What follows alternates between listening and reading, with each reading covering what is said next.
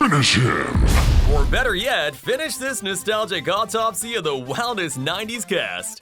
It's been 30 years since 1995's Mortal Kombat movie unleashed a fistful of 90s cheesiness on us. And you're probably wondering, did the cast achieve a flawless victory in life, or did reality yell fatality? And hey, before we test our might, smash that like button like Liu Kang doing a bicycle kick.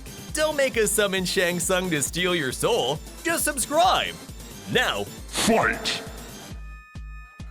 Liu Kang, Shaolin shampoo model, bicycle kicking sorcerer since '95. After MK, Robin Shou bravely endured the 1997 sequel, We Forgive You, Robin, and spoofed himself alongside Chris Farley in Beverly Hills Ninja. Hollywood tossed him roles like henchman 14K in Death Race and the wise mentor Jen in Street Fighter: The Legend of Chun-Li. Fun fact, he even personally trained Mila Jovovich for Resident Evil, so Liu Kang taught Alice zombie-smashing kung fu. Later, Robin traded flashy fatalities for heartfelt indie films, directing the tsunami-inspired drama Earthbound, funded via Kickstarter. Married quietly to actress Anne Shou since 2009, Robin now avoids Hollywood drama, occasionally surfacing at conventions to flash that charming Liu Kang smile. Turns out the Chosen One chose a relaxed family life. Earthrealm's real MVP has officially achieved his personal flawless victory. Bridget Wilson serves serious attitude as Sonya Blade, snapping Kano's neck and blasting sexism along the way. She capitalized on 90s fame by starring in Billy Madison, I Know What You Did Last Summer, and House on Haunted Hill, then pivoted to family life after marrying tennis legend Pete Sampras in 2000. 2 kids later, she stepped away from Hollywood, but 2020 saw her voice Sonya again in Mortal Kombat 11 DLC. Shocking fans with that OG ponytail. Sadly, Sonya's real-life grit got tested when Bridget was diagnosed with ovarian cancer in 2022. She's undergone surgery and chemo, and insiders say she's fighting fiercely. No surprise for someone who once rumbled in Outworld. Linden Ashby's Johnny Cage taught us 2 things. $500 sunglasses are priceless, and low blows can drop a forearm monster.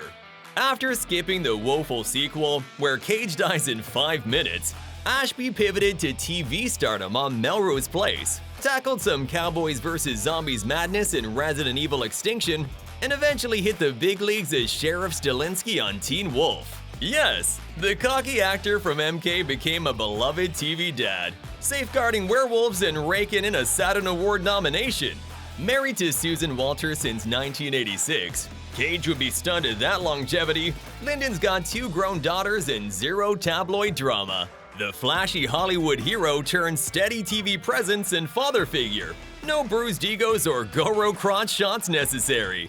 Talisa Soto ruled as Princess Kitana, dishing out wise advice and lethal fan moves. Already a former Bond girl in License to Kill, she reprised her role in the ill-fated MK Annihilation, then branched into flicks like Ballistic, X vs. Sever. In 2002, she married actor Benjamin Bratt, started a family, and stepped away from acting to enjoy motherhood. This idiom princess showed her real strength when she fought breast cancer during the pandemic. Thankfully, she emerged cancer-free by 2022. After 10,000 years in Outworld, a quiet life probably feels well-earned. She pops in for occasional MK or Bond reunions, still looking as regal as ever. Christopher Lambert, the original Highlander, zapped onto MK set as the grinning Raiden, cryptic pep talks and all. Dodging the disastrous sequel, he stuck to sci-fi fantasy lanes, slicing ninjas in The Hunted, wrestling ancient poems in Beowulf, and returning as Connor McLeod in more Highlander sequels. He even popped up in Ghost Rider Spirit of Vengeance and had a cameo in Hail Caesar, proving he can still strike unexpectedly. At 65, Lambert toggles between Hollywood and French projects, maintaining his cult icon status. Married twice, Diane Lane, then Sophie Marceau, he's now single and occasionally storms Comic-Cons, brandishing that famous raspy laugh. In 2020, he reprised Raiden in Mortal Kombat 11 DLC, lightning grin intact. Your soul is mine. Still sends chills, right?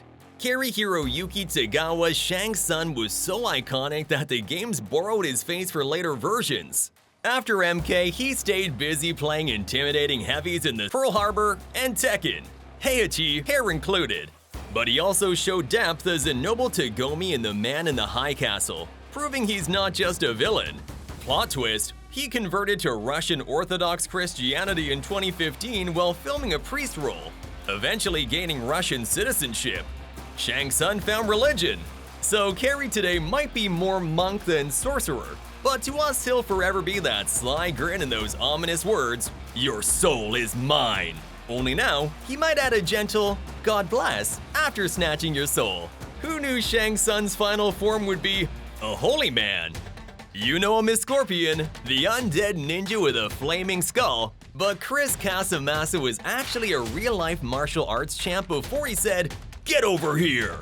His father founded Red Dragon Karate, and Chris grew up kicking boards long before Hollywood came calling.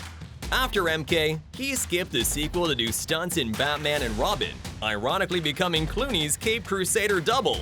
Later, he returned as Scorpion in Mortal Kombat Conquest and popped up on the classic show WAMC Masters. But truly, he's found his calling running 20-plus Red Dragon karate schools and inspiring a new generation of martial artists. Yes, the Flaming Ninja now teaches kids discipline. Talk about a heroic turn! Francois Petit barely spoke a line as Subzero, but he choreographed most of MK's fights and was no casual stuntman. He's an 8th degree black belt and a licensed chiropractor. After chilling foes on screen, he served as a ringside physician for the WWF, fixing wrestlers' injuries during notorious matches like the 1998 Hell in a Cage.